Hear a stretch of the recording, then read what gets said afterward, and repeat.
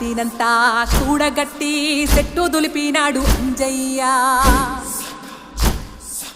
ఎర్ర ఛాయ కోతి అవతార వెంటమాయ కత్తి సేత